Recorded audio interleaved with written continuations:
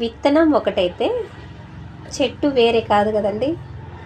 ఏ విత్తనం వేస్తే అదే చెట్టు మొలుస్తుంది. అలాగే తల్లిదండ్రులు ఎలా ఉంటే పిల్లలు కూడా అలాగే ఉంటారు. తల్లిదండ్రుల తెలివిని బట్టి పిల్లల తెలివిలు కూడా అలాగే ఉంటాయి. అమాయకమైన తల్లిదండ్రులు ఉంటారనుకోండి, వాళ్ళ పిల్లలు కూడా కొంచెం మాదిరిగా ఉంటారు.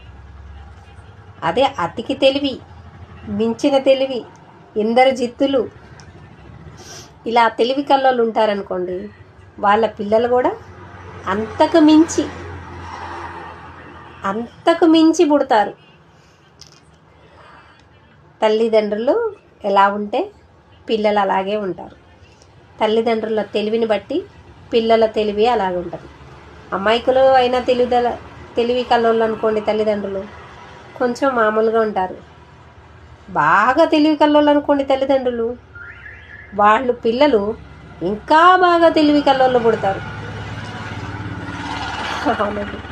పిల్లలు తల్లిదండ్రులను బట్టే పుడతారు. తల్లిదండ్రుల తెలివిని బట్టే పిల్లల తెలివి వస్తుంది. నిజమే కదా. God bless.